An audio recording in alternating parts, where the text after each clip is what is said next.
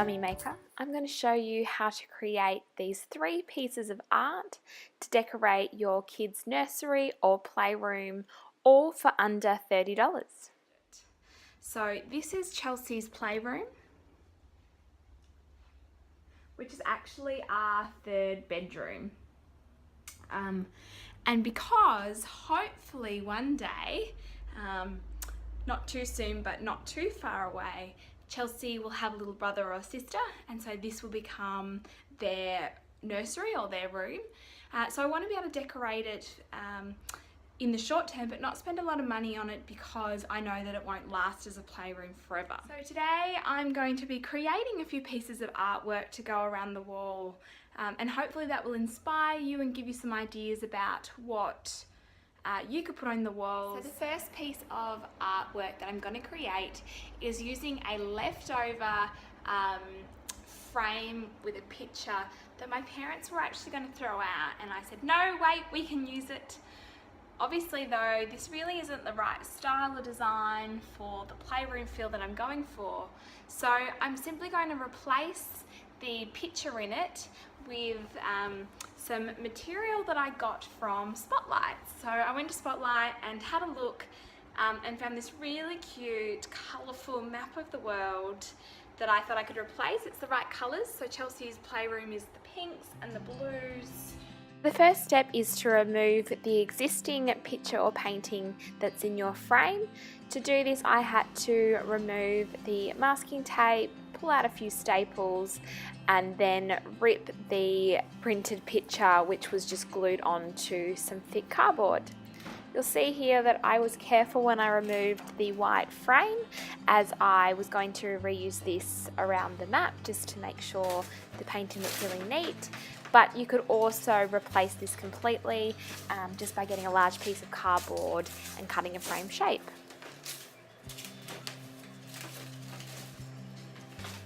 To stick down your material, you'll just want to go around the edges with some glue.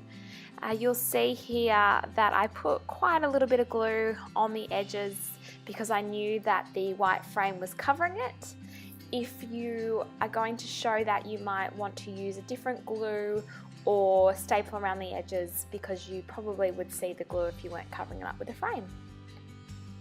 Pop some more glue on the back of the white frame, lots of it so it stuck down nicely, and then turned it over and placed it on top of the wood, covering the 4 corners of the material.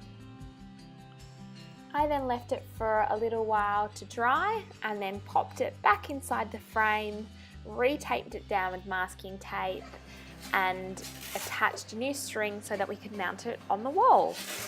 And that's it, you have your repurposed frame. So check out your local thrift shop or even council cleanups, and I'm sure you'll be able to find a frame that you'll be able to repurpose and give a little bit of love to. The second piece of art is this melted crayon canvas. So all you'll need is some crayons. I use some really cheap crayons from the $2 shop that cost me $2 for the packet, and they work just as well. You'll need a glue gun, a canvas, and a hairdryer. The first step is to arrange your crayons in the colours and order that you like. So I just stuck with green, yellows, orange, red, pinks and purples. But you could do any colour combination you like which matches the theme of your playroom or nursery. I then traced a straight line just to make it really easy to glue down the crayons with my hot glue gun. So one at a time, working left from right, pop a strip of your glue down and press your crayon onto it.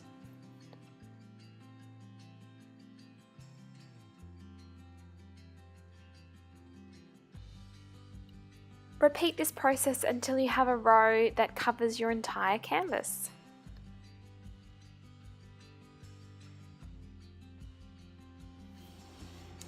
And there you go. So we have glued down all of our crayons along the top. You'll see that I left a little bit of space up the top because I really like the idea of white space on paintings. And I also think we might be able to add something extra special along the top, so I'm just leaving some room to do that.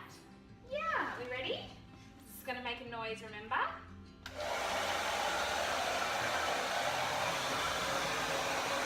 And then taking your hairdryer on low heat, so it doesn't have to be that hot, just hold over your hairdryer on top of the crayons, and slowly you'll see your crayons start to melt. And really decide how long you want to hairdry the crayons for, depending on what effect you want with the running crayons. And that's it, you've got your melted crayon painting. I subsequently painted the top panel in a pastel pink to match her playroom, but I actually think I regret this and probably would have left it as white space. And the third and final piece of artwork for Chelsea's playroom is this super cute and my personal favourite woolen wool hanging.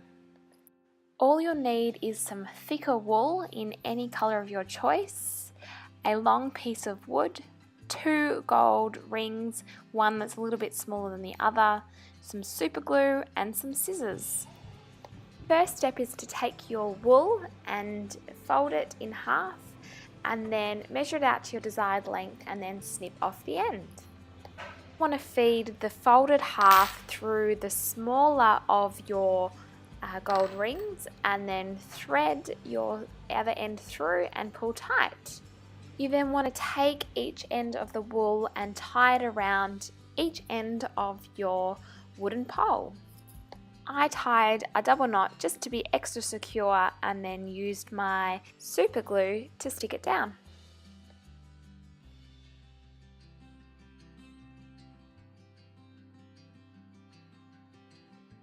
You want to take another smaller piece of folded wool. So cut it so that your gold ring will hang somewhat in the center of where you got the smaller gold ring and your piece of wood up.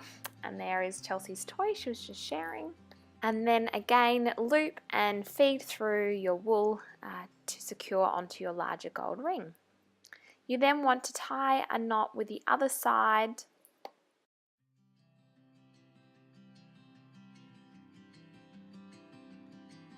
And then do a final loop knot to secure onto the smaller ring. Now you want to take something that's about 30 to 40 centimeters of length. So we're going to start to create the tassels which you attach to the wooden pole. So I used for the outer sides an egg carton, and then for the longer sides I used a larger piece of cardboard. I looped it round and around for about 20 times for each tassel and then snipped off the end and then cut one end of my folded wool, leaving and making sure that the other end stayed folded over like this.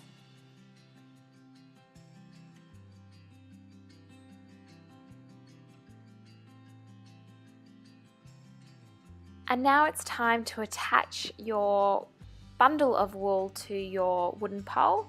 To do this you want to form a loop with the top side and go over the top of the wooden pole, pulling through and pulling out the ends of your wool like so. So again, just repeating the kind of loopy knot again.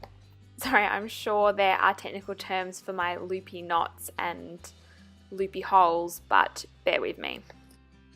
You then want to repeat this process. I did it 8 times so that the wall hanging was nice and full and there was lots of wool.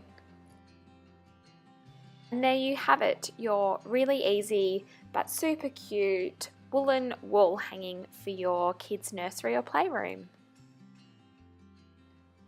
Sorry about the lighting, but here is Chelsea's new and improved playroom, decorated with 3 fabulous pieces of artworks, all that can be done for under $30.